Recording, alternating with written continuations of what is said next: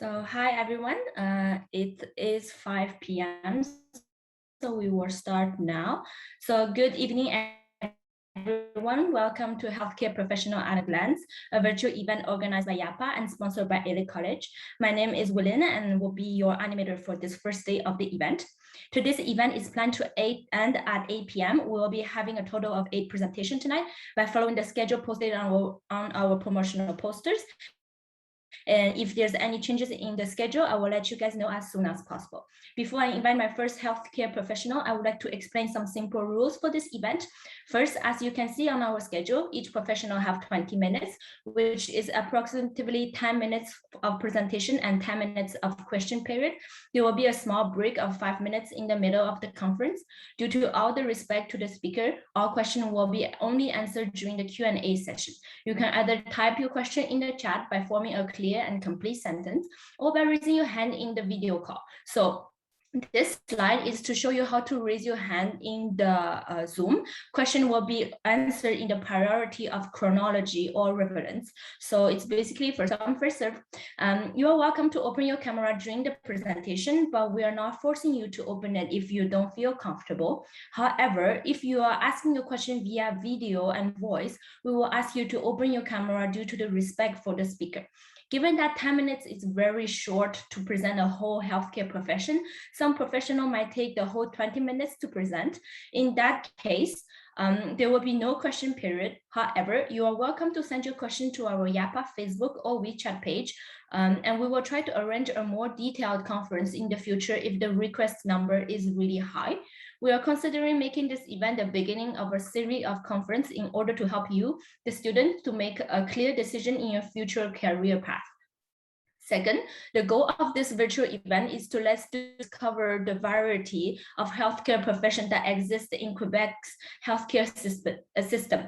It is not a 101 how to apply to this or that specific program. So if you're really interested in the application process of a specific program of a specific school, we will invite you to visit the official admission page of the different university to learn about the most recent and updated admission requirements. The speakers that we will have invited today are here to present you the real daily life of a working healthcare professional, and I hope that all the information will be useful to you. Finally, I would like to ask you guys to complete the survey at the end of the conference. It is to help us to improve on our future conferences. Your comment and suggestions are very, very important to us. Thank you very much for listening to my introduction, and a very big thank you to our team and our speakers who are all brilliant and hardworking people, and most of them are doing this on a volunteer basis.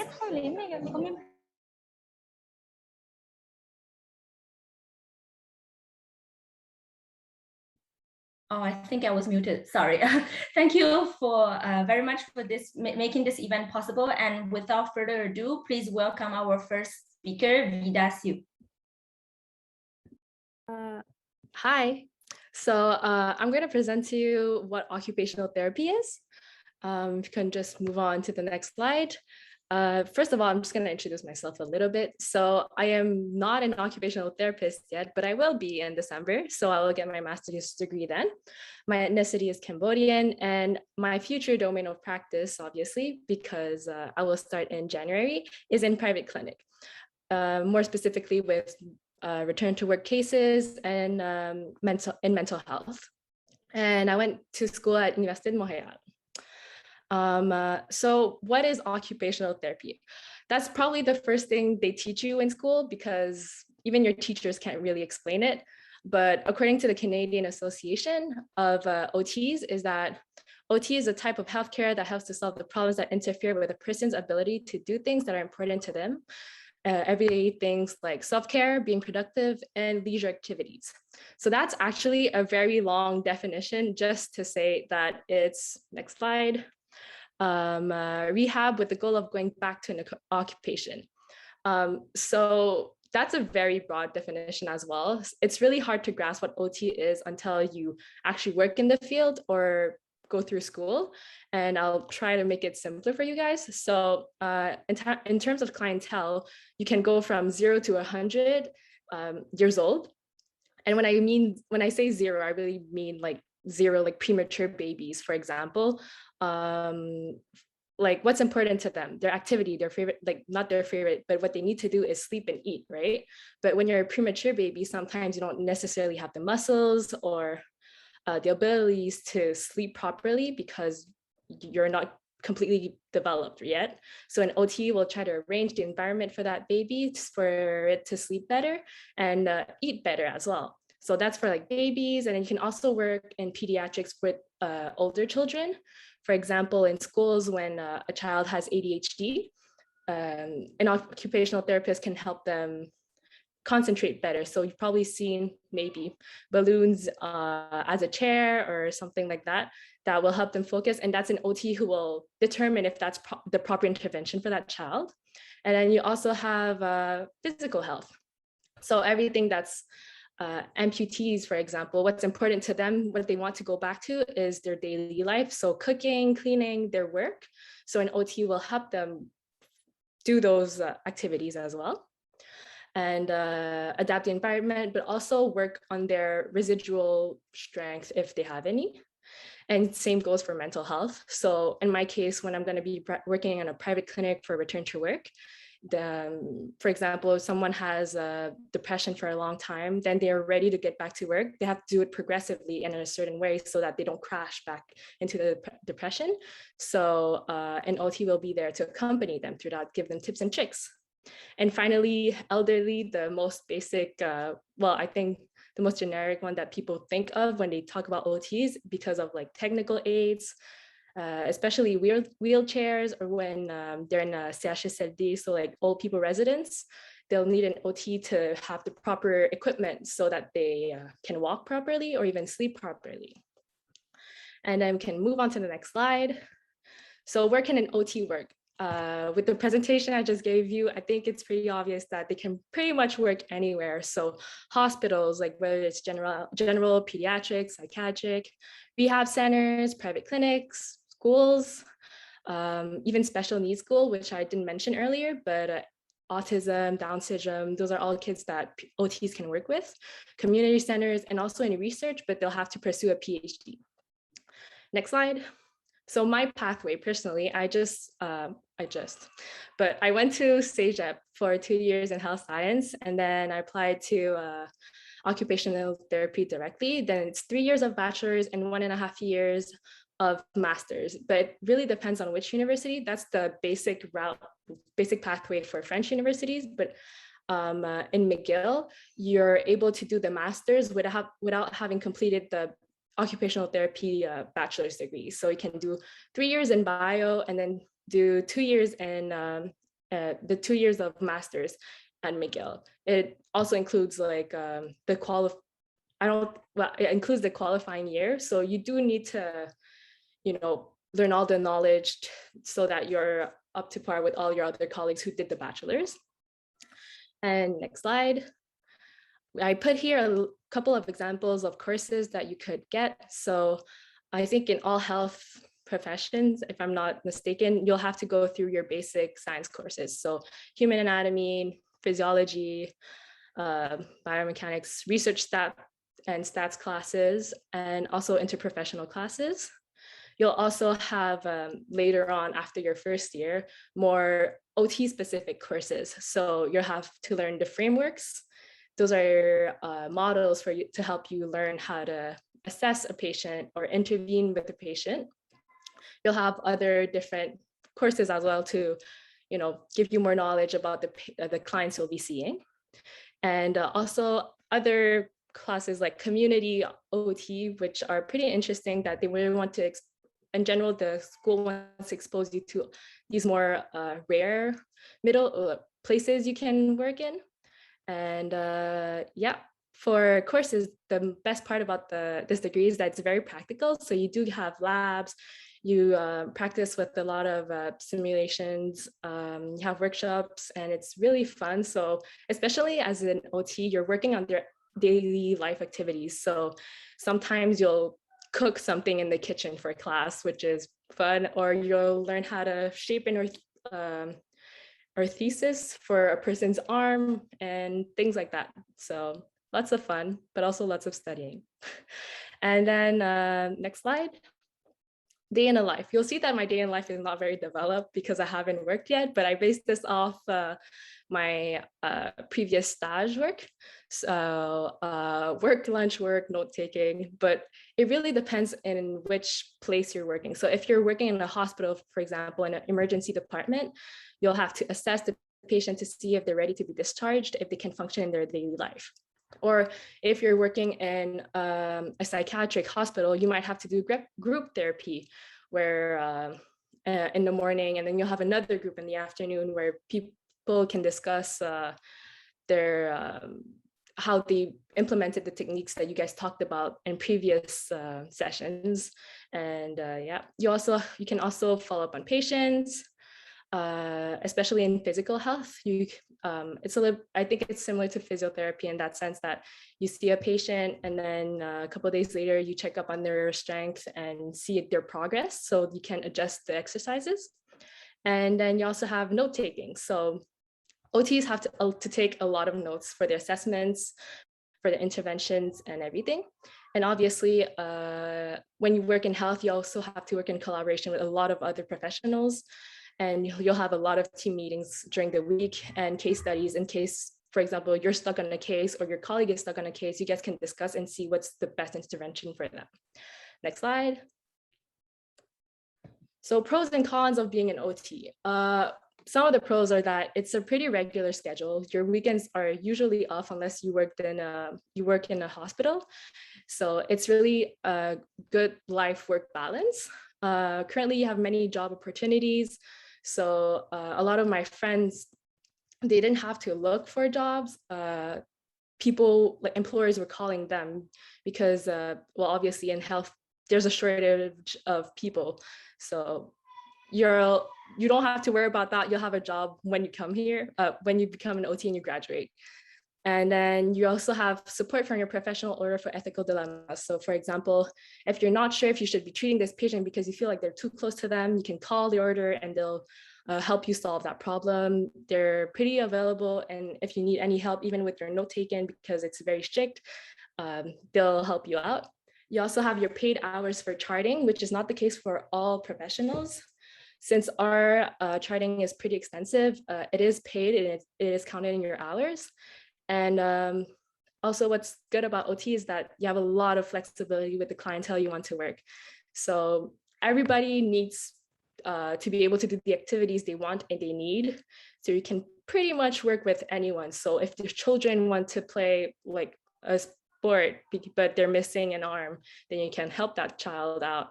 Or if an older person wants to learn how to clean after a stroke, you can help that other person out. So it's very, very broad. As for cons, as I mentioned earlier, extensive reports that are closely supervised by our order. They're pretty really strict on it, and especially in our formulation, the way we write things. So it's kind of a hassle, but it's good for the patient in the long run. You also have a yearly portfolio to complete, which will help you self-reflect, but you do need to, do it, which is also a hassle, but it's better for you in the long run, where you learn more about yourself and then you fix things about the way you intervene with patients and how you interact with them, and the way you approach things. So those would be like 2 cons I would give OT. And next slide, I think it's the Q&A session. Yep. So there was no question noted in the chat. And then there was someone who raised a hand, but then lowered down. Does the person still wants to answer, to ask the question? No. Okay. So I have some questions for you, Vida. Meanwhile, waiting for other people to see if they have other questions. Do you feel like you did some internship during COVID, like prior to COVID and during COVID? I only did it this summer, my internship.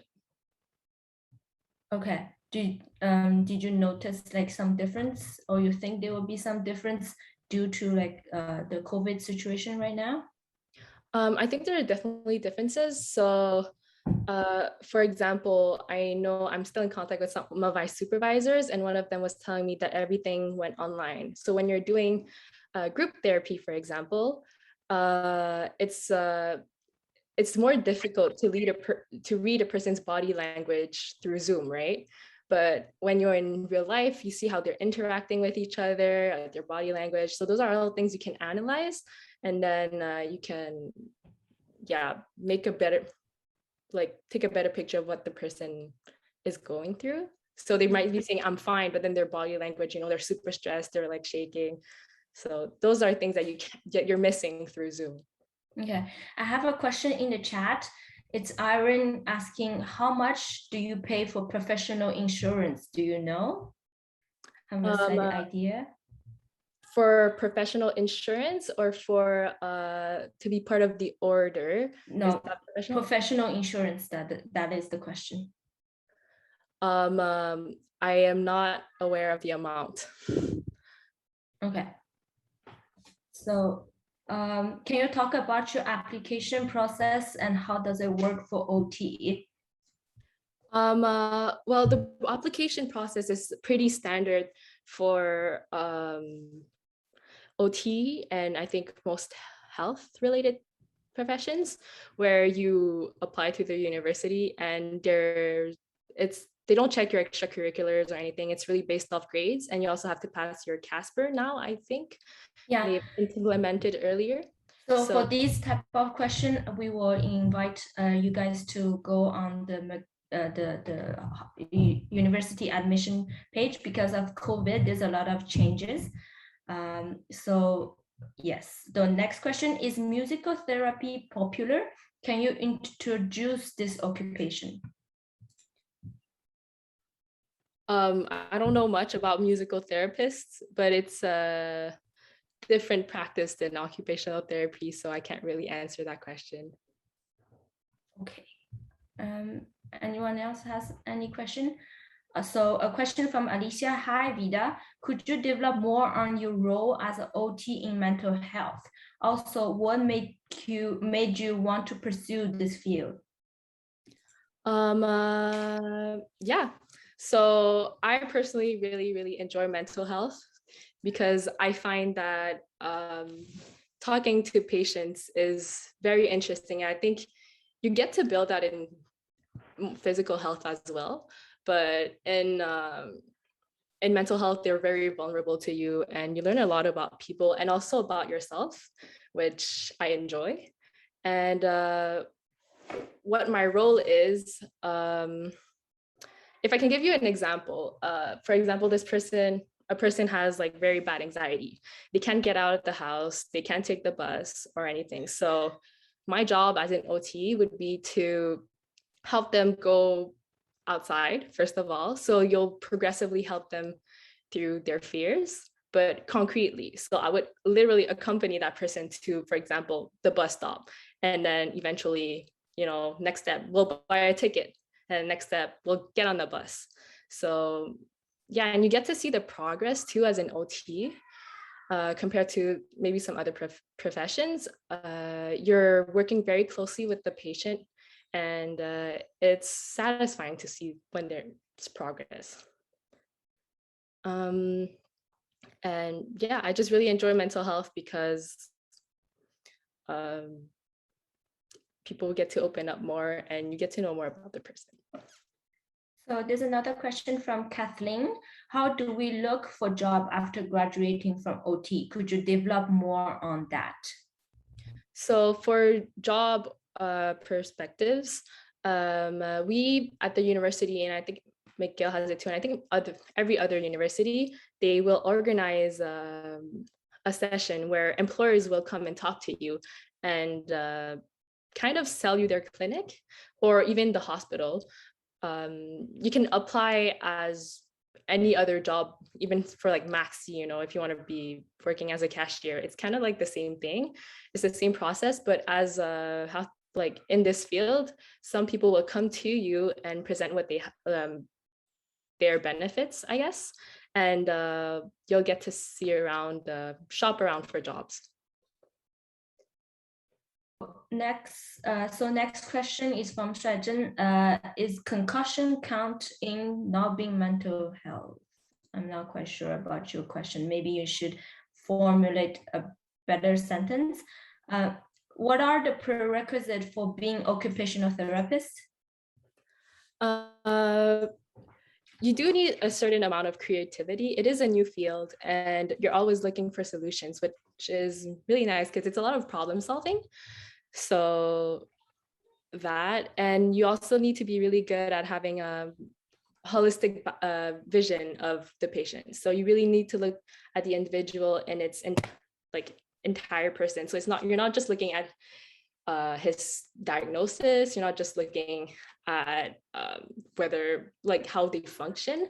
You really need to take into account their environment, their social network, everything. But that's something you can also develop through the program, and they'll help you develop that as well.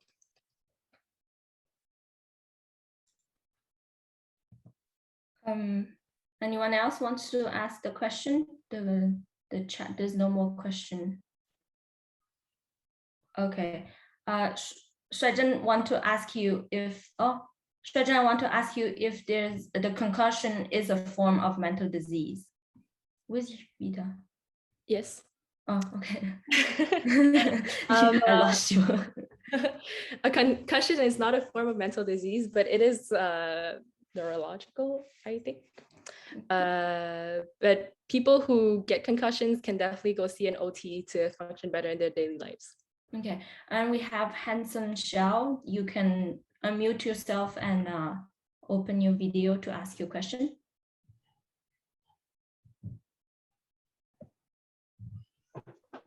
Hello. Hi, Vida. Thank you for your talk.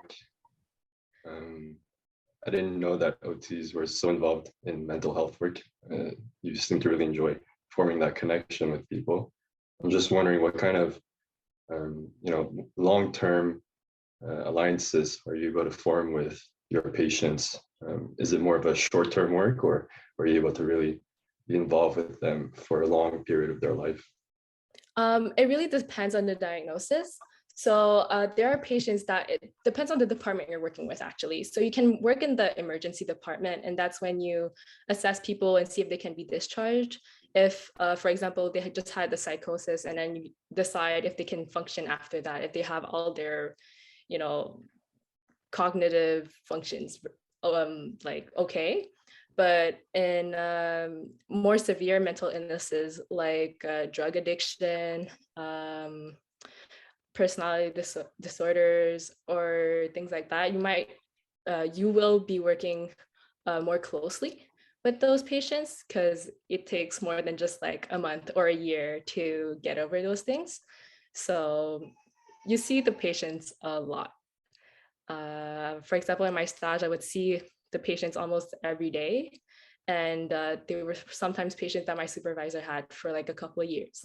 Wow. So it's definitely a pretty strong bond that you have with them. Yeah, that's really cool. Thank you.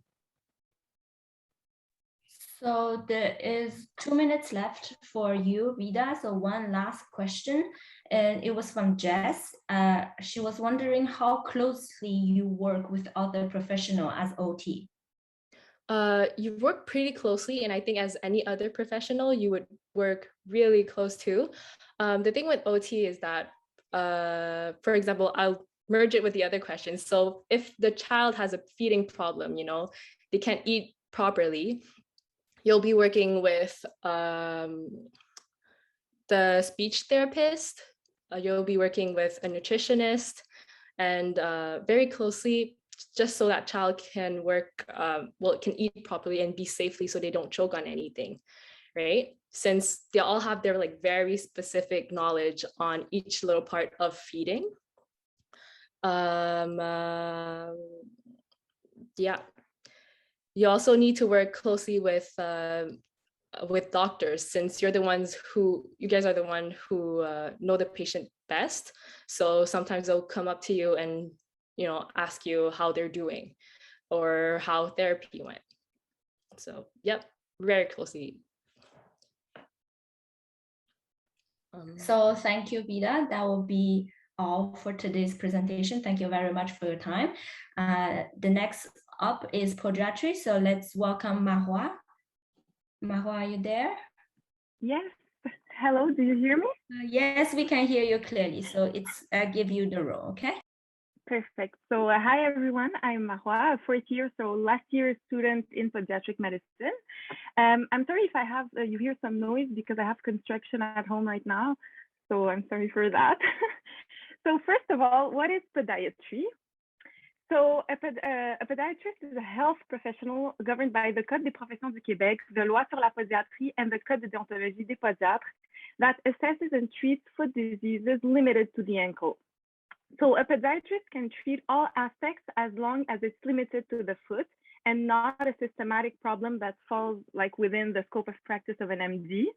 So it's like the equivalent of a dentist for your teeth or an optometrist for your eyes. So the podiatrist can diagnose, treat using different modalities. He can prescribe medication like oral antibiotics, for example. He can prescribe lab exams. He can take and read X-rays as well as ultrasounds, like musculoskeletal ultrasounds. He can also prescribe foot orthotics and special shoes and can perform injections. So podiatrist mainly practices in private clinics in Quebec, in contrary to the US, where they're also in hospitals and they have because they have a surgical residency to complete. So why did I choose this profession? So it's because of the great variability of practice. So daily clinical practice is not redundant. We have like very diverse cases, such as biomechanical problems, dermatological pathologies for nails and skin, foot traumatology cases, minor surgeries, and foot disorders from systematic diseases like diabetes, for example, and also X-rays and ultrasound permits. So, and there's also like an entrepreneurial aspect in podiatry, since you can open your own clinic. And also, since it's a private practice, the hours are flexible and like you don't have to do night shifts, and it's easier to reconcile between personal and professional life. So these were like the main reasons that motivated my choice. So if we speak about the program, course, and classes, so it's a 4-year program with 10 semesters, 2 being in the summer, and 195 credits total, so approximately 20 credits per semester. So in first year, it's more general classes like human anatomy, physiology, histology, biochemistry, all those classes. Then, and the first year also for the anatomy class, it's an 8-hour per week class with cadaver dissection lab. So it's really interesting. Then in second year, it's more specialized in the podiatry field. So we have classes like pathomechanics, clinical abilities, medical imagery, podiatric surgery, etc. And we also have another anatomy, but that focuses only on the lower limb, also with dissection. Then in the summer, following our second year, it's the beginning of the third year, with clinical practice in the university's clinic. So we have classes in the afternoon and the clinic in the morning. The classes that we have are dermatology or orthosis conception, for example. And after that, then for the last year, it's different. We have like 3 rotations. So the order depends on like all the cohorts is separated in 3 groups. So we have different rotations. For me, it was the first one was a hospital internship at the Joliette Hospital for wound care. Then an internship in surgical private clinic. And then for the second semester, it's 3 internships in private podiatric clinics. And finally, it's at the university clinic where we supervise the younger cohort in the morning and see patients in the afternoon. So next Yes, thank you. No, actually, you can go back. That's my next one. I forgot to say something. So there is an option also to go 2 months in the New York College of Podiatric Medicine as one of the internships, and also do many humanitarian trips like in Morocco or Vietnam. But unfortunately, because of COVID, we couldn't do that. But usually the other years they can do it. So in total, we have 4,083 hours of theory and practice altogether. So for the admission info, first, there's a pre-selection according to academic records. So I checked, and now the minimal R score is above 32 required. Then there are 100 candidates that are called for interview, and 25 are accepted based 100% on the interview. There is no CASPER test required before, and also it's a classic style interview. It's not a multiple mini interview or MMI. So for the typical day schedule, I can't really give like a typical day schedule because it varies a lot, but I'm gonna give like a variety of cases. So appointments can go between 15 to 45 minutes depending on the case. And some examples are like an ultrasound guided cortisone injection for plantar fasciitis, a taping for tendonitis, a diabetic foot wound care, a wart treatment, a biomechanical exam for orthotics prescription, etc. Also, some clinics have assistants and nurses in their team. And yeah, there's not a typical kind of patient in podiatry. Like it's really varied, and we have as much adult, pediatric, and geriatric patients. Some podiatrists tend to have like a more certain type of patients depending on their interest. Like for example, an athletic, more athletic patients or diabetic patients, etc. So next slide. So for the profession of podiatrist is in short supply right now. So this should continue for several years. So usually we don't have difficulty establishing a professional practice in either a region of Quebec. And the working conditions are and remuneration are generally considered to be favorable among the health professions. In fact, some first-year students already have job contracts when they graduate, and the demand is high. There are no more than 25 graduates each year. Then after graduating, there are multiple possibilities. So you can work in an established clinic or in multiple clinics. You can open your own clinic. You can go also complete a surgical residency in the US. Unfortunately, we can't do that here, so you really have to go complete it in the US, but you can come back and practice here with it in a private clinic. You can complete a master's degree to become a teacher. So you only need a master's to be a teacher in podiatry. And you can go also in research. So here are a list of relevant sources with additional information. And thank you for your attention. Do you have any questions? Thank you, Mahua. So let me see in the chat. There's no question for now, but I'm sure the question will be popping out afterwards. So I have a question. Do you feel, because I know that you did some internship before COVID and some internship now during COVID, did you notice a big difference before and like now? Well, actually, like I did more shadowing before COVID. It wasn't really an internship where I was the one practicing. That I started that during COVID more. So like, of course, the big difference, like everyone, like the mask and the protections and everything, but I didn't feel like there was a big difference since it's more in private clinics. So the difference wasn't enormous. Okay. Like I didn't feel like something really considerably changed. Okay, so we do have some questions in the chat right now. So Okay. Damos, how much does podiatry and an orthopediatric overlap?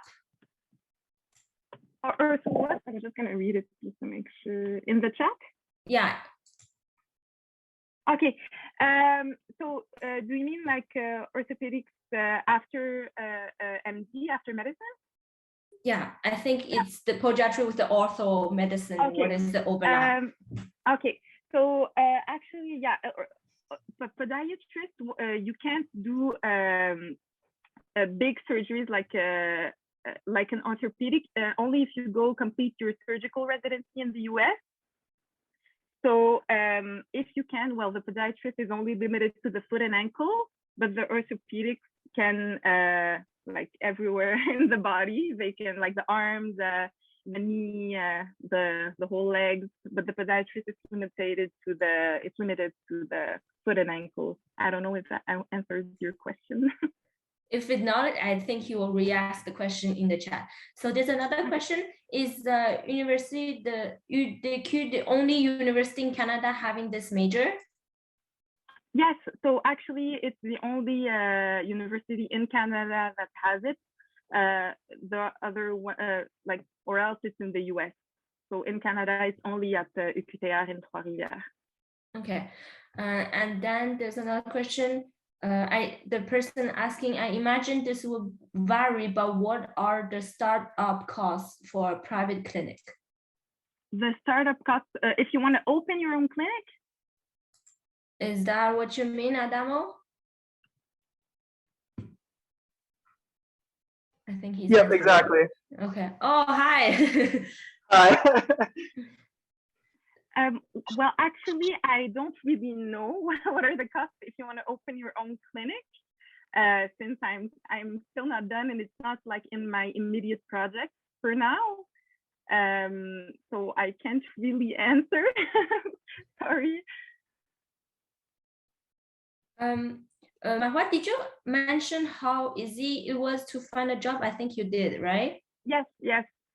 Okay. Yeah. Is it you to apply, or it's the clinics or the hospital that comes to you guys to offer you guys a job? How does it work? Okay, so since you have 3 internships in private clinics in your first year, that you choose which clinics, usually people after that, they sign contracts for to start working the year after that. And we also have a group, a Facebook group with all the podiatrists. And because we're not a lot, like I think it's 300, maybe a little less. So they have job offers coming really frequently. And yeah, so there's really not like a difficulty to find a job afterwards. There's a lot of demand because there's more job to do than podiatrists that do it. Okay, another question in the chat: can you do or lead any research as podiatrist? Yeah, well, now there's some research mainly on the diabetic foot wound care and biomechanical problems. There are not a lot of like research team on podiatry. They like, since we are not a lot and it's only one program in Canada. So yeah, there's not a lot of research here, but there is some research and it's possible to get implicated in that and do research. Yeah. Okay. There's another question. What attracted you to study podiatry, or like what introduced you to podiatry? Yeah.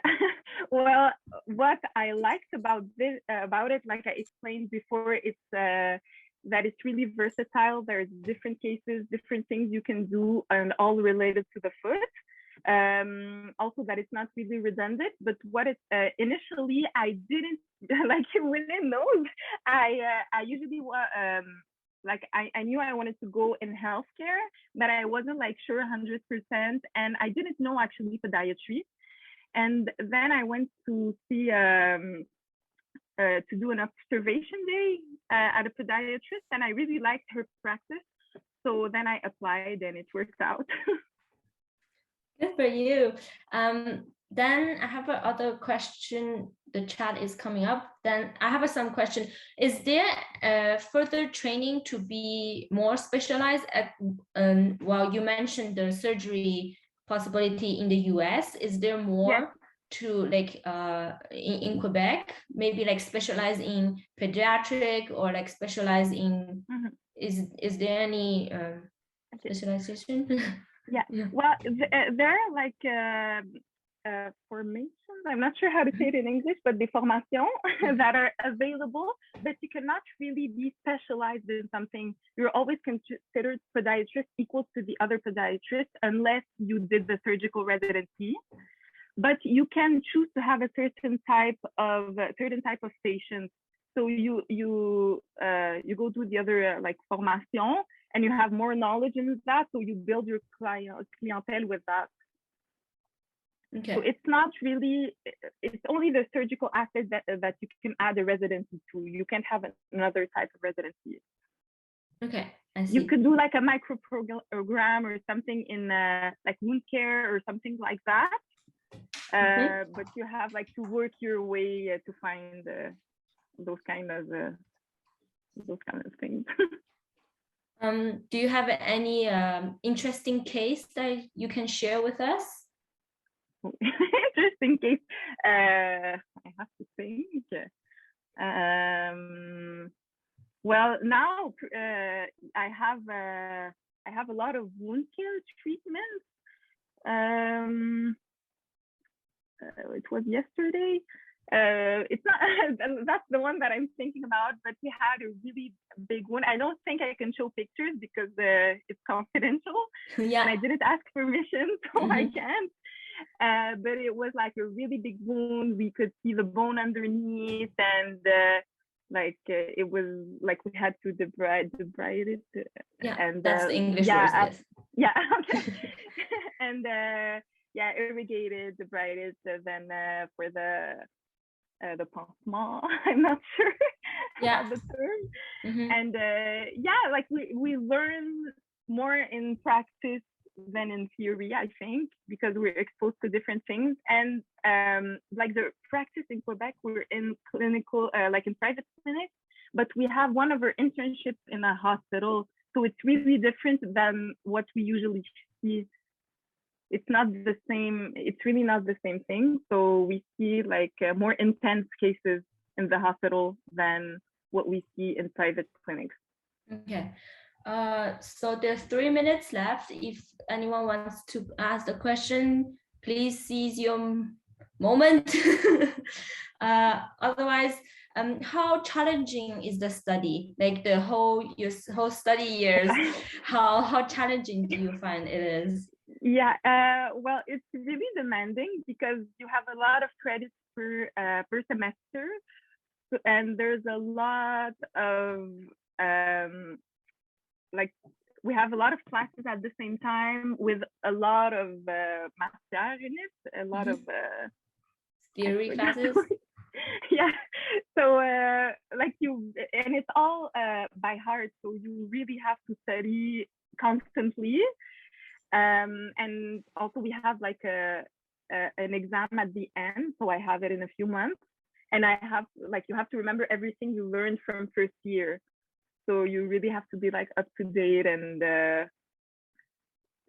really study. So it's challenging, but it's after the first year you get used to it and it's okay. But the harder is the first year for me. That's what I found. Sure. Aaron, the question is, he missed the name of the university. Yes, so it's UQTR, or Université du Québec à Trois-Rivières. Thank you. Any more questions?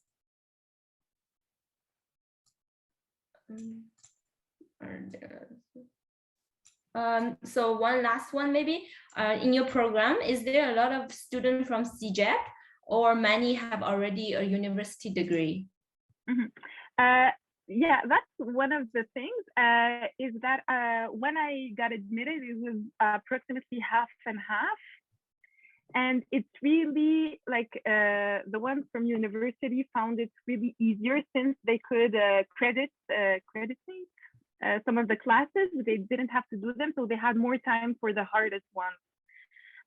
But now they take a little bit more university students, but it depends like how the interview goes. It depends on on your grade also before for the pre-selection. But when it was my year of admission, it was half-half. So thank you, Mahua. Thank you very much for the presentation. Thank you for having me. So the next one presenting will be our acupuncturist. So please welcome Justin. Hello, Justin. You can unmute yourself and show your video. Are you there, Justin?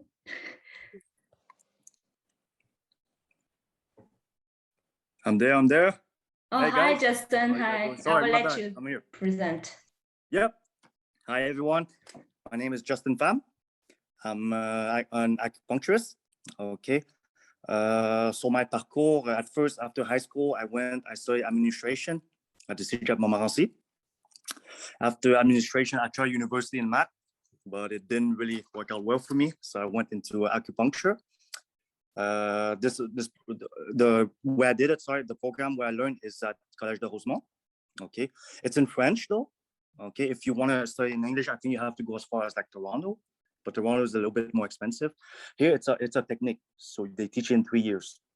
This being said, a lot of people they do it in 4 years because it's a very demanding program. It's very hard. Okay, I've been working since 3.5 years now. Okay, so I'm sorry. You can move on with the PowerPoint whenever you feel like it, because I don't see it. So I'll let you manage that. All right. So it's been 3.5 years, guys. So yep. So a day in a life. So how does acupuncture works? First, I'm going to explain to you a little bit. So acupuncture works with meridian. Okay. So meridian, it's like a highway of energy. Okay. So what they teach you in acupuncture courses is that the qi, okay, which is the energy, is contained in your blood, the shui. Okay, so you have different lines on your body, okay, different like highway of energy, I would call it as such. Okay, and on the highway you have different points. Okay, and all those points have a meaning. Okay, so let's say in your body, maybe you guys don't know yet, but you have points for stress. So if I put a needle, after a minute or two, you feel like immediately like more relaxed. You have points for headaches.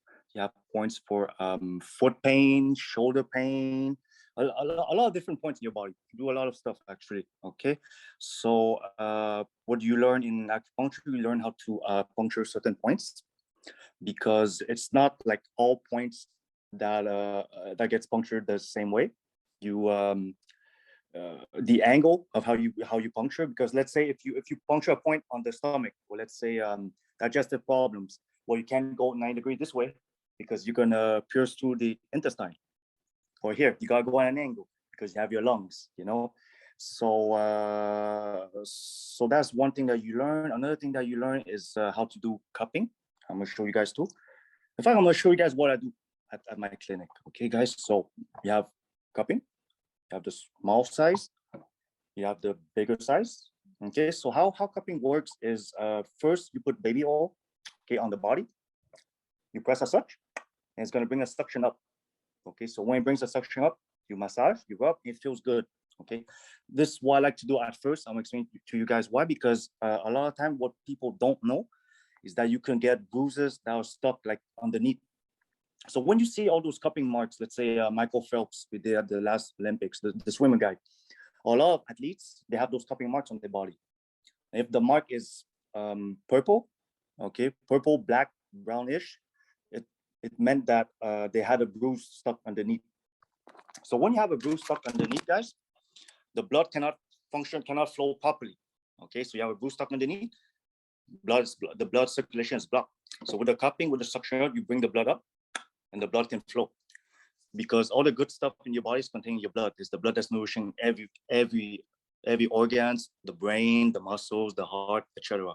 So you want to have a good like flow, a good circulation in your body. That's what acupuncture does. Let's say, I don't know, you have you have a headache. Okay, you have a headache. Us, what we believe is that because your energy is blocked, let's say here you have a headache at your temple, or your energy is blocked here. Okay, and of course the energy do exist. It doesn't mean that you don't see it, that it doesn't exist. Like it's like the oxygen, right? You don't see it, but without we'll all be dead. So you put the needle there, you manipulate a little bit, and then the chi flows, and you have no more headaches. What people like to use, what we learn too in school is the, I don't know how to say in English, unfortunately, pardon my language, it's the moxibution. It's kind of little herb that you heat up. It's very good for when you get like a cold, digestive problems maybe. It's kind of weird because it smells exactly like pot. You know, I don't smoke, but I think we all know the smell. It smells like pot.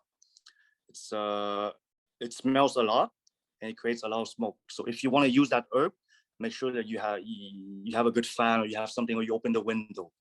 You know, what else do we learn? We learn about the electrostimulations. I know a lot of like healthcare specialists, they use what we call like in the physio, like the TENS. A TENS is like a machine, okay, that vibrates a little bit. So us, how we do is that we put it on the needles. So it shakes like this. So more signal, meaning more blood there. Okay, so it promotes like faster healing, I would say. Okay. So me, a day in a life, what do I do is that I work at 2 clinics. Okay. I work at two clinics that specialize with CSST and SAC patients. So CSST is people who gets injured at work. So let's say you're at work, I don't know, you're a cook, whatever, and you trip and you fall down. So you declare to your boss, you declare to your doctor. Okay, he gives you like a sick leave or whatever, so you don't go work anymore, and then you get referred to a clinic that's taking care of you. So CSST patients, it's very cool because compared to private, I would say they don't pay for the treatments. So they come see you as many times a week as you want. So let's say at one of my clinic, I'm there 3 times a week. Well, that guy comes see me 3 times a week, and you only do his pain. You only do his pain. So let's say he injured his shoulder, well, you only focus on the shoulder until he heals. So it's good because you get a lot of patients. You get a lot of patients in a short period of time. So you can train a lot. So that's what my teacher used to tell me at school. So if you get hired in a CSST patient, the good point is you practice a lot. Practice a lot because it's all pain cases. Same with SAC. Car accident, motorcycle accident, it's all like neck pain, back pain, migraines. So you treat the cause, you know. So after a day, you can do quite a lot of patients because you only focus on the cause, like I said, and you already know those patients, so you don't need to ask. I'm sorry. No, it's okay. No, it's okay. It's just the person unmute himself by accident. Okay, you can continue. Okay, that's fine. That's fine. So compared to like private patients, you have to obviously you have to sit down with them. You have to ask them a lot of questions, blah blah blah blah blah, and then it takes more time. You know, so that's why I chose to go with CSST SAC at first, because you question the pain, you treat the pain, and then that's that. You know, it's very simple. You see a lot of people and you get experience rather quickly, you know. My stress level would be maybe 0 because I'm not a really stressed person. I'm confident in my abilities because I've trained a lot, you know. So I would say acupuncturist, it's not a very stressful job, I would say. A lot of acupuncturists, they're very zen. You know, what people would see too if they go in a clinic. It's very relaxed. It's very zen. There's music. A lot of patients actually, like maybe 8 out of 10, they all fall asleep. They all fall asleep during the treatment. But that's good. It's when you rest and when you sleep that your body heals. You know what I'm saying? So it's a very good thing. The best aspect of my job would be that it's very useful. You know, it's very useful. I don't need to stay with you for 30 minutes. Well, I do. I do in a way, but I'm not like massaging you for 30 minutes. Even when I do cupping, I like to do cupping for maybe like 15, 20 minutes at first to bring out all the bad blood. And after that, we do the needles. So you can just rest. You know, I can help a lot of people at the same time. That is good too, money-wise. You know, that's one of my advantage. It's good there. Was that? Oh, okay. That wasn't me. So what was I saying? Yeah, so the best aspect of my life, the best aspect of my profession, I would say it's very useful in a way where a lot of people, they think of acupuncturists as like magicians, you know, because there's a certain technique, you got to see it to believe it. Where let's say, it's called a Dr. Tan technique, balancing methods, okay? Where let's say the guy has a lower back pain, right? And then you put needles in his hand or in his arms. You do that when like the area is too it's too painful. You can't really touch. You put like needles in his arm and the pain goes down 50%, you know? Or in one of my class, one of my colleagues had a blocked nose, and the teacher, I don't know how she done it, but she put like 2-3 needles next to the big toe, and immediately nose went unblocked, you know? So we're like dark magicians, you know? So that's one of the best aspects of my job, I would say. It's very useful too. You take care of people. It's pretty simple, you know, when you see like, I don't know, 30 like shoulder pains a week or whatever. And if daddy has a shoulder pain, well, it's easy, you know, you do it for daddy, or you do it for your mom, you know, or allergies, even good for that too. So the worst aspect, I would say, maybe doing notes at the end, maybe notes. You know, I don't think a lot of healthcare specialists likes to do notes. But then again, my notes are pretty simple because, like I said, with CSSC, it's always the same thing. And sometimes I write the pinyin name in Chinese. So even if I get inspected, nobody will understand. No, just kidding. So I think my notes, unfortunately, sometimes I have to deal with racism too. Sometimes, like maybe once a year, you know, because we're Asian, I'm Asian or whatever, and they think they could call it like chinoiserie or whatever, you know, whatever. I'm not gonna say what they say, but it's very rare. A lot of people, when they go to your office, guys, they want your help, right? They're willing to try stuff and they want your help. So yeah, easiness of finding a job. Me, I was very lucky. Okay, I had my great friend Francis Chung. He the second that he learned that I graduated, he wanted to quit his clinic, so he kind of like referred me in. So I'm very happy, you know. But I don't think it's that hard to find a job, because a lot of clinics, they're looking for acupuncturists, you know. For some reasons, it's hard to find an acupuncturist. I don't know if it makes sense, but all my colleagues, nobody had a problem finding jobs. I don't know, as of now, maybe it's because of the COVID, probably, in fact. A lot of clinics are looking for acupuncturists, but none of my colleagues, they got any problems finding a job. So that is, I won't be too concerned about that. Why did I choose this profession? Well, I do Chinese martial art. I do Kung Fu. I do by her trend. So Korean Kung Fu. And my dad brought me to the Kung Fu school when I was a little boy. And back then, if you were a sifu, a shifu, you had knowledge in Chinese medicine too. It wasn't just about the martial art. So I want to be like an old school guy, you know?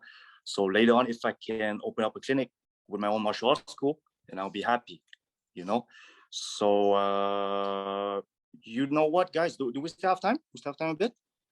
I want to do it, you know, just because I know somebody's going to ask me if needles hurts. The truth is, they don't hurt. It's like a mosquito bite. You better going to feel it. I'm going to show you guys on myself. Okay, guys? I'm going to explain to you guys how come it doesn't hurt, okay? Obviously, some area in the body, like underneath the feet, you know, some hidden areas, a little bit more sensitive. They're hidden for a reason, because they're more sensitive. So people that come see me for fascia plantaire, you know, sorry, I don't know the term in English. It's like when you have a pain on the foot, it's like heel pain. Well, that spot is very sensitive, or on the hand right here, you know? So yeah, I'm gonna show you guys. So guys, how it works with needles, okay? First, you disinfect the part. I'm gonna do it on my arms so you guys can see, okay? So you disinfect first, okay? With me, since I'm a clean dude, I'm not gonna do it, but don't do what I do what I say. All right, guys? So why it doesn't hurt, guys? Because a lot of acupuncturists, okay, how we learn in school is you have this in French is called a mandrin. It's a plastic tube. So with this stuff, you aim at the point.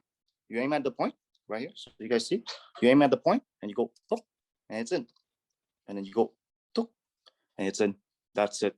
Since the needle goes in one shot, the patient doesn't feel a thing. He literally doesn't feel a thing. I didn't feel nothing, in fact. So with this thing, it's a lot better.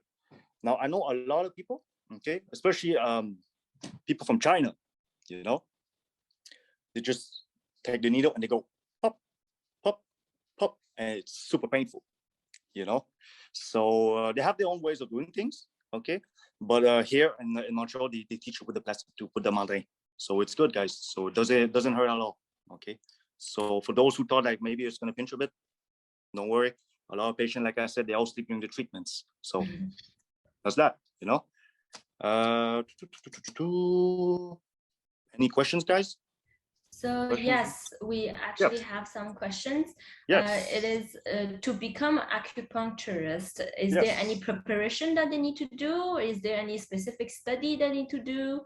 Guys, I suggest go through all your like basic courses from CEGEP at first, okay, guys? Because if not, when you start acupuncture, you're gonna die. You know, you're gonna have like 10 classes every semester. It's not cool, you know, because a lot of the classes, first you have to learn like anatomy, what muscles where, you know, where are the organs, this and that. After that, you learn the points. You gotta learn the Chinese name too.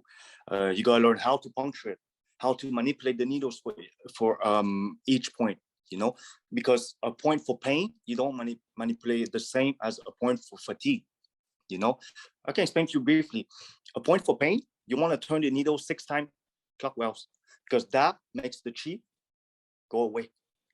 If let's say a point for fatigue, which can be some points in your legs and back, you want to turn it on the other way, the other side, 9 times. It's to bring the chi there. Okay, it's to help with fatigue. Let's say when you put the needle, okay, if you see that there's like a round circle around the needle, it means that the chi went there. So it's good. It means that the point where you can remove it. But I suggest you do like all the basic courses first. It's going to be easier, you know. And I think you need your mats. Yes, you could practice. You can do it outside of Quebec too. It's not a problem. Here we have an order, okay, that protects us and that are making sure that we're doing our job properly. But yes, you can practice out of Quebec too. Sorry, somebody just asked. Yeah. But yeah. Another question, how about, do you have any immigrants in your classes when you did your school? Because it's funny. some Asian, like from China, they are acupuncturists in China and they come here and they still want to be acupuncturists. Do you have this type of classmates?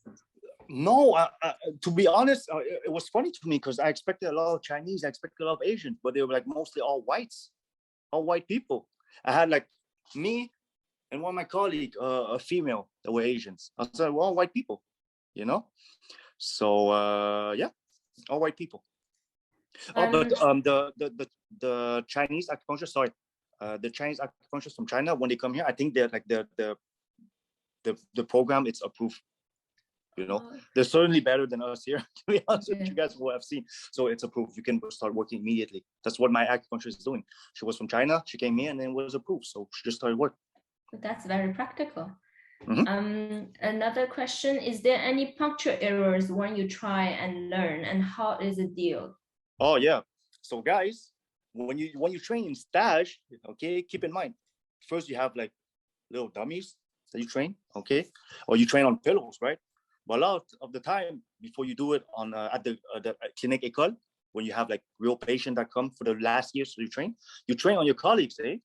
So sometimes, let's say you train for shoulder pain, you know, and then your friend trains on you, and sometimes, yes, you know, he can go a little bit like roughly. He can go a little bit like roughly with his puncture. So of course it hurts. You know, we gotta train on ourselves. Keep in mind, we don't have the problem for real. We don't have the disease for real. So our body doesn't need the needles. So of course, maybe sometimes, you know, your body rejects it, or when you, especially at the 3rd semesters, when you start puncturing, a lot of people do mistakes. You know, you're not supposed to puncture on the vein. Let's say there's an acupuncture point that goes right here, and there's a vein here, where you go a little bit beside. You know, you want to avoid the vein.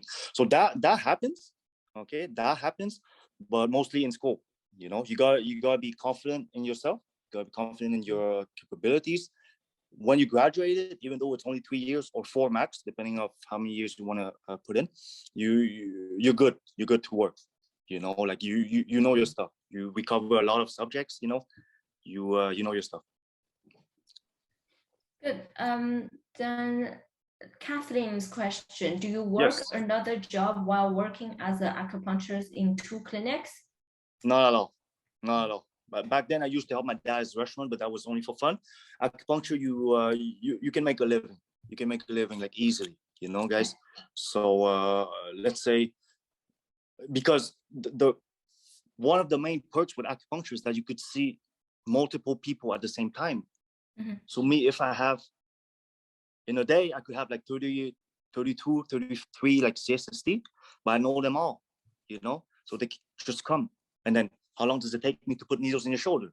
Maybe, especially we know each other, you know, takes what, 30 seconds, a minute?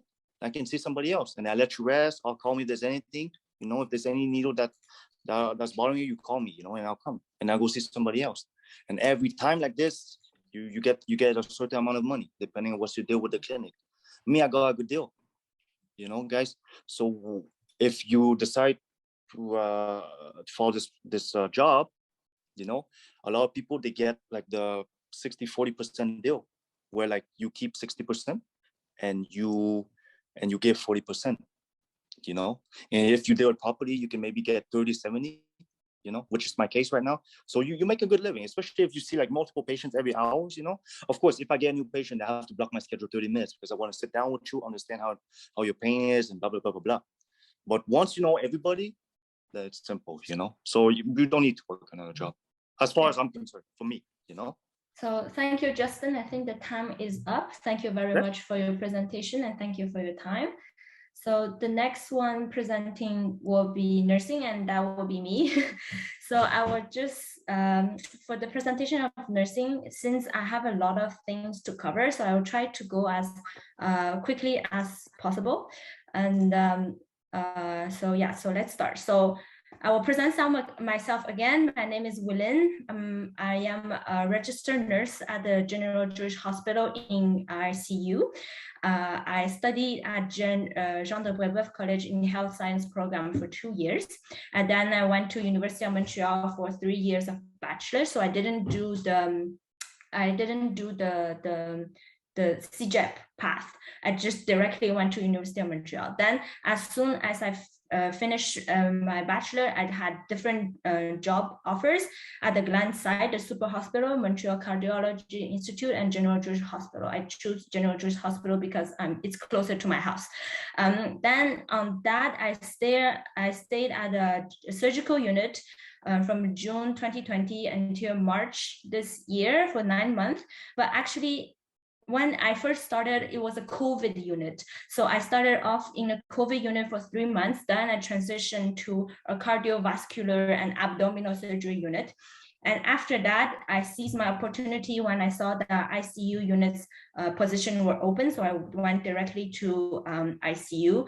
So I work in ICU from March until now. I'll just mention briefly different pathway to nursing. There's 3 types of nursing. So one is LPN, so licensed practical nursing. It's a diploma, so you can get this within 12. I think it's like 9 months of study, but it's not a complete nursing. You need a nurse, official nurse, to supervise an LPN at work, and they are really quite limited in the advancement opportunity of the career.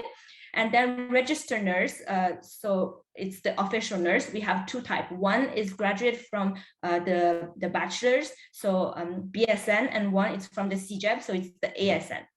For more information, you guys can go to Avenir en Santé. That over there, they explain quite more in detail. Next slide, please.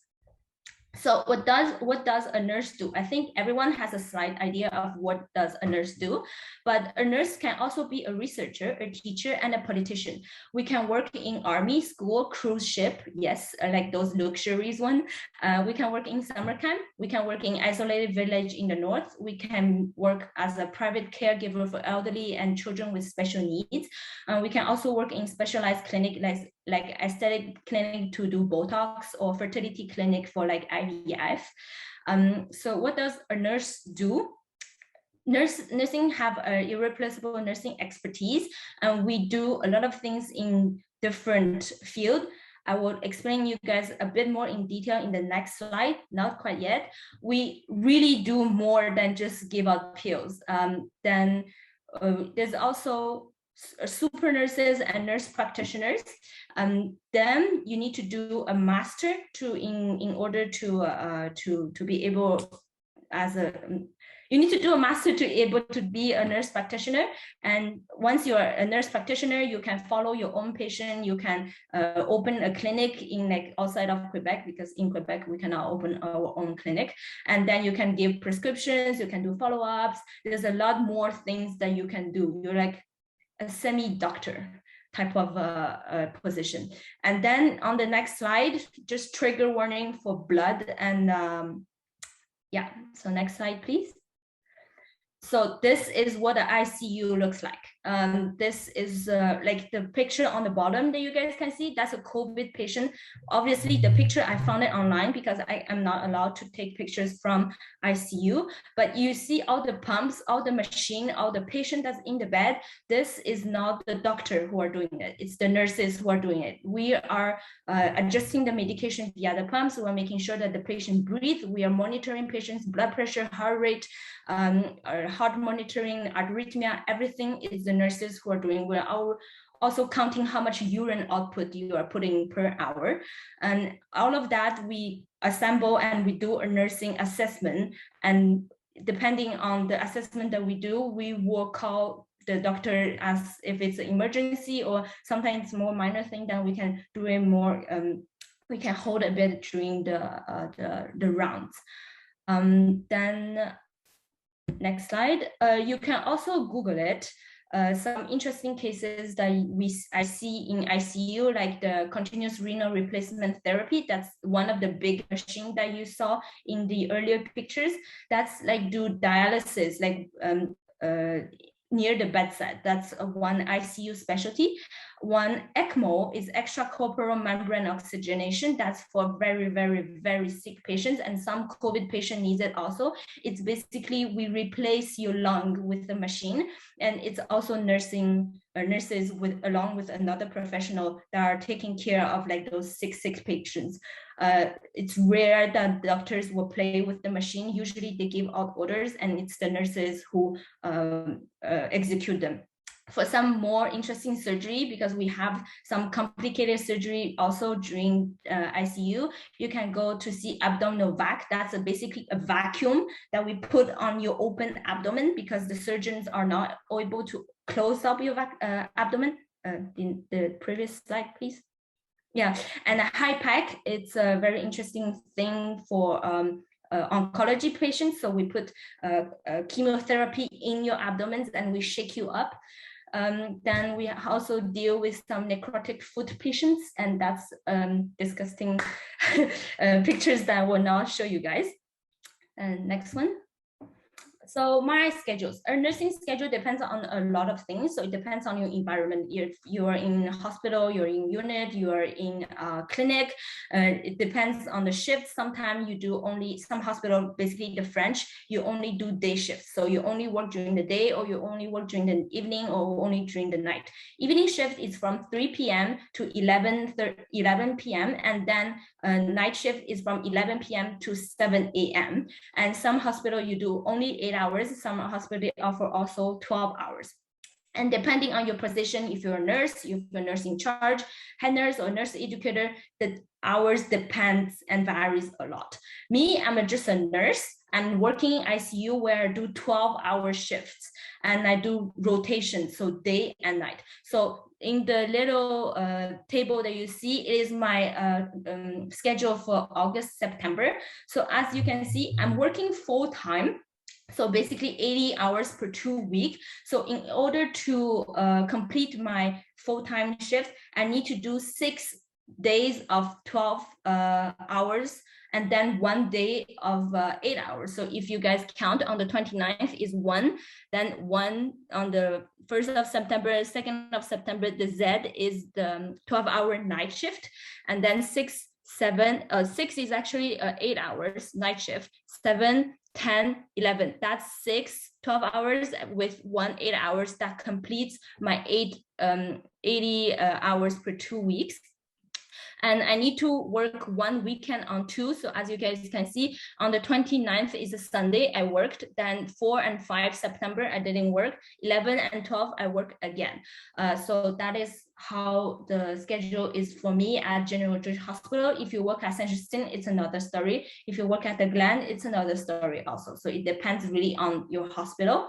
And for vacations, I don't have a lot of freedom to choose my vacations, unlike many other professionals. I need to do request, and sometimes my request will get declined, and I will just have a random vacation that the hospital give me, because hospitals is not like the clinics. When you close, you close. Hospital, especially ICU, needs to be run 24 hours, and depending on, no matter of the holidays, or no matter if you're having a wedding to attend, the hospital still runs. So we still need people. So sometimes it's not you request and you will have it. They really depend on the need of the ICU for the schedules. Next slide, please. So example of 12-hour shift. I arrive at 7:20 at hospital. Since I live quite close, I need to leave the house around 6:50 if I'm driving, and 6:30 if I am taking the transport. And then from 7:30 to 7:45, I take reports. Sometimes reports can be longer than that if the patient is really, really sick. And then from 7:45 to 8 doing preparation. So I'm verifying the prescription, setting up the working schedule of the day, what type of medication I have to give at what time. Do I have blood tests to do? Do I have other exams that I need to run, and other procedures booked for this patient? I need to know them and prepare my schedule accordingly. And then I need to prepare the medication. From 8 to 9, I do my first assessment. So head to toe, is the patient breathing? How is his breathing? Is it normal? Is it abnormal? Is it regular, irregular? How is heart rate? All the line, are they all good? Like all you guys see, like the pump, sometimes we can have 12 pumps in the patient's room, and if it's that, I need to make sure that all the medication are running, that if one medication is running out, I need to prepare extra bag, and sometimes I need to change the lines because the lines is being there for like 4 days. So there's a lot of things to check. I need to also make sure that the pump on what's written on the pump is what is according to the prescription, and the bag hanging on the pump is the right medication bag.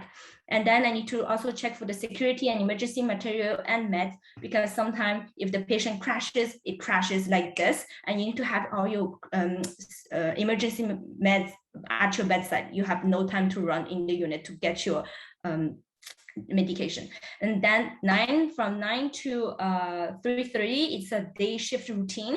So first you will run with the ICU team, you will update nursing care plan. So after you do your first assessment, you need to have a list of things that you need to bring up to the doctor. You want to discuss with them, or like the dietitian, or occupational therapist, or physiotherapist that you want to deal. You want to resolve the problem during your day. And then you need to follow up with other specialty, like I said, social worker, physiotherapist, nutritionist, wound care. You need to do constant nursing assessment because you have a constant monitor in front of your computer. So you need to keep an eye always on that. You need to also update your family. And during the 9 to 3:30, you will have 30 minutes coffee break and 1 hour of lunch break. But sometimes you don't have the time to take your breaks. It happens to me twice, I think.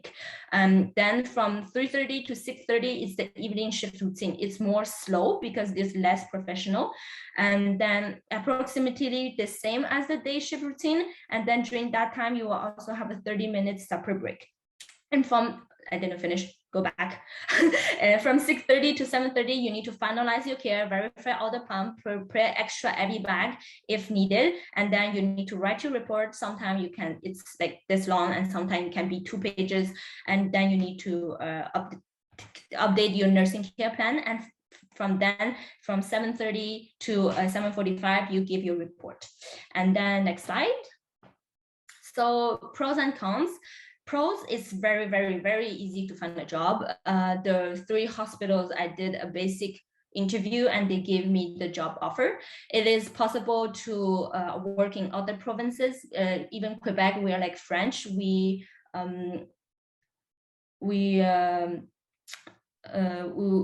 What I was saying, yeah, we are recognizing other provinces. You don't need to pass other exam. It is also possible to go working in USA, Australia, UK, but in that case, you need to pass another exam in order to be recognized. You can change also working environment really easily, like the specialties. Like when I went from surgical to ICU, it's just direct transition. I don't need to pass by other exam, other interviews. I don't need none of that. And if I'm sick of ICU, I can go to orthopedic, I can go to palliative care, I can go to pediatrics. All these specialties I'm allowed to go without passing, like doing other special formations. Of course, within the unit, you will have more courses, theory classes to pass in order to feel comfortable working in that specialty, but it's generally very easy to go. Like me, when I went transition from surgical to ICU, I did 2 months of a mix of theory classes and orientation at bedside, and that went really well, smoothly. I had a lot of support. It's a very stable job. You have plenty of opportunity for advancement. So once you become nurse, you can go for head nurse, assistant head nurse. You can also become a teacher. If you want to go higher up, there's masters you can do. You can go even higher up in the management in the hospital. You can fight for nursing nursing recognition as a nursing politician. There's a lot of possibilities to nursing. You also it's very easy to get ready in the morning because you're basically wearing the same thing every day. So no hassles in the morning, variety in daily work. So like I said, depending on the type of patient that you have, some can be really demanding, and it's quite exciting for me actually. And sometimes the patient is more stable, so you have a more slow day and just enjoy your slow day because there's not much of slow day in ICU. And high earning potentials. So if you guys don't know, we are having a lot of bonuses from the government, and the cash flow into your bank account is quite important. So you also have a chance to appear on TV. So the picture that you see is from CBC when they come to our unit to film. So I was taking care of a COVID patient in that room. That's why I have the N95 on. Cons, like I said, there's no much control over your schedule. Even sometimes you request for vacation days, it can be declined.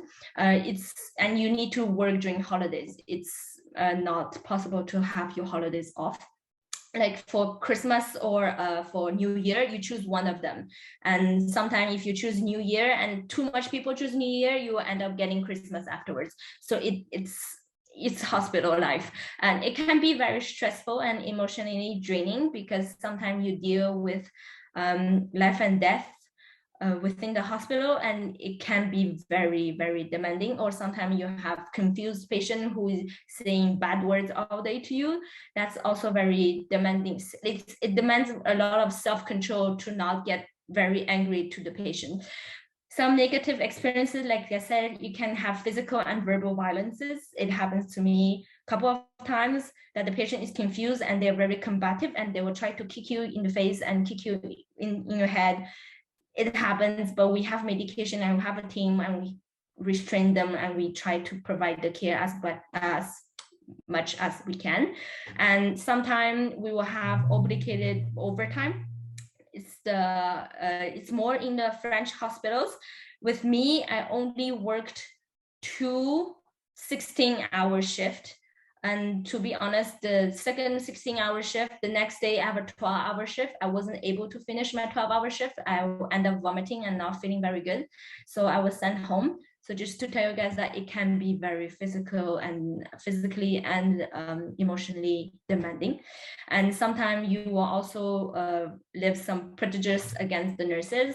I lived with one of my mom's close friend. he's basically said it to my face that nurses, he doesn't understand why I went to nursing, because in his Asian mind, nurses are only there to give out pills, and he feels like I choose a really low profession.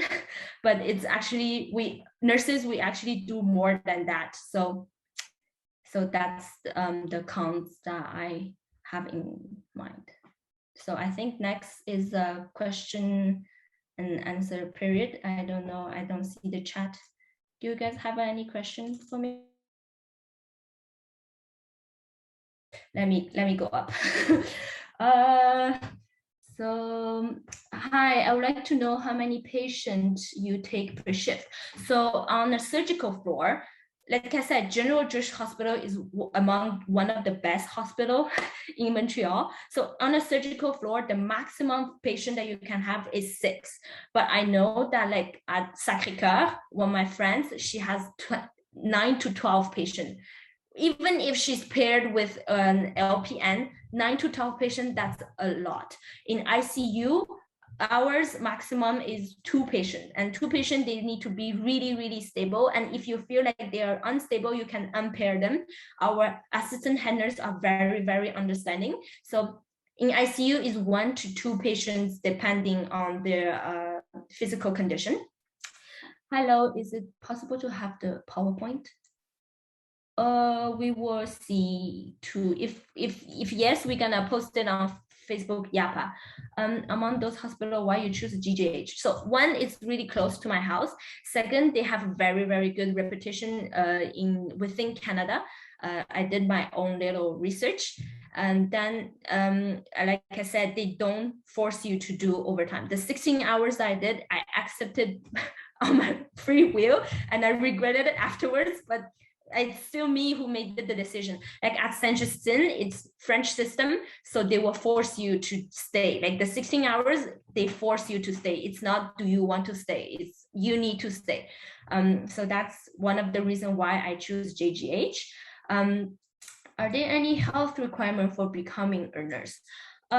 So there are not like officials, but like if, let's say you have a really pretty bad back pain, or you have really limited mobility issues, it can be kind of a ick if you want to work with like heavy patients, especially in ICU and in nursing in general, actually at the bedside, because as we know, like obese patients also often have more chances of getting sick. So a lot of my patients, they are twice my weight.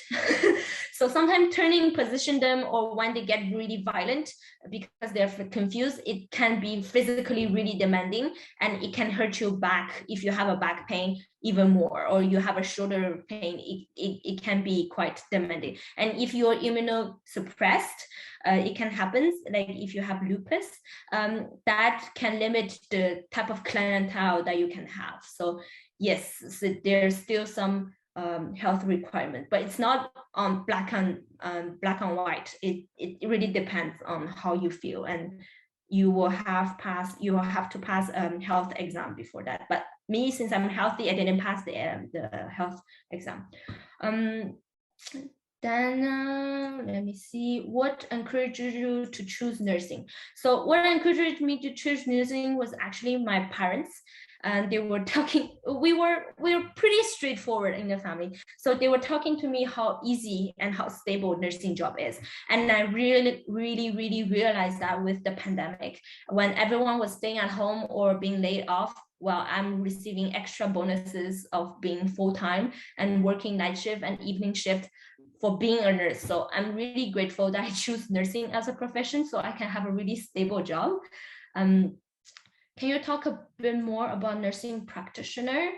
Actually, I think it would be better if you do your own research online, since I know as much as the internet, I know as much as you know, because what I know is also from the internet search. But I'm having planned to do my master and do my nurse practitioner masters. But before that, I need 3,600 hours clinical experience, so I'm still earning that. One thing that pushed me to do the nursing practitioner is that I will have more stable hours. I will no longer need to do working the night shift or the evening shift, and I will have more autonomy, a bit more responsibility, and I will have my own patients to do the follow-up. So that is something that I'm really looking forward to it. Then hi Willing, what makes you interesting in working the ICU compared to the other units? So ICU, one is when I did my internship in ICU, the fact that I'm following one specific patient, it's what attracted me the most, and I have really good grades when I did my in ICU theory classes. And honestly, I am a person who like to have the adrenaline rush. I want to feel like I'm occupied. So sometimes in the like surgical units, I don't know my patient to like the most specific points, but with ICU patient, I know from head to toes. I know who they have as a family members. I know what they do. I know their social situation. I know their past medical history. I know like the back of my hand. That's basically it. And so that's something that I like. I like to feel more in control of my environment, because sometimes on surgical unit, the surgeon asks me this, and I'm like, to be honest with you, I don't know. So in ICU, I learned to learn my patient from really in depth, and that's what I like the most. And also ICU salary and pays really well, so that's something really good too. And then I have one more minute. So hi, I'm taking the specialized in biological right now. I'm planning to take medicine in nursing. Will be RN? No, you will be for Lynn Valencia. You will be considered RN, because nursing practitioner, you need to really do the nurse practitioner master. Monica, Jewish is bilingual. So there are monolingual hospital, right? So Jewish is bilingual, but it's under English system. You have in Montreal, you have English system hospital, and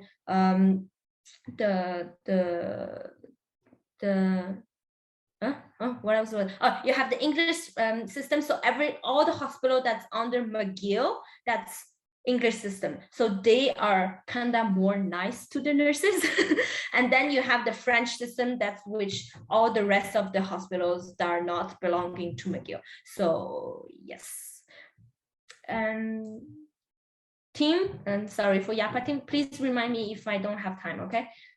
Do you have to do the 3,000 hours of clinical experience before becoming a nurse practitioner, or after doing the master's degree? I need to earn the 3,600 hours before I even apply to the master program. It's to make sure that you have enough clinical experience. And since I'm doing nursing practitioner for adult care, I need to do it this 3,600 hours within adult care ICU. If I want to do pediatric nursing, this 3,600 hours need to be in pediatric. If neonatal, it would be in the neonatal with the premature babies. If I want to do psychiatry, I need to do it with the psychiatry patient. So you need to decide like pretty fast which clientele you like. So you need to accumulate these hours as soon as possible. Like I know I cannot deal with adolescents, so pediatric is not for me, psychiatric is not for me, so I have adults patient left, so I need to do my 3,600 hours within adults ICU. And in the end, I would like to give a big thank you to all of our speakers. Actually, can you the slides please? Yeah. To our speakers, Vida Siu, Mahua Cafe, Justin Pham, Angela Lo, Nancy, and Belinda Jiao. And a big thank you to Elite College who sponsored this event, and all the collaborators, AAA Sport, Marianopolis Chinese Student Association, McGill Chinese Graduate Student Association, Chinese Student and Scholar Association at the University of Montreal, Lingo 3660, McGill Chinese Mental Health Wellness, Society, College McGill, Quebec, Chinese Volunteer Association Canada, Filipino Organization of Concordia University Students, Canadian Federation of Chinese Students, Chinese Psychology Student Association, Montreal Education Forum, and United Vietnamese Student Association of Eastern Canada. And big thank you for YAHPA supporting Yuxin, King Fei, Melissa, Tianzi, Teddy, Natalie, and Jessica for making this event possible. So see you guys next Saturday. Thank you very much. Oh, yeah, survey, guys. If you guys can complete the survey, it will help us a lot. Or if you guys have plans to attend to next Saturday's event, you guys can wait until then. But please complete the survey as soon as you can. Thank you.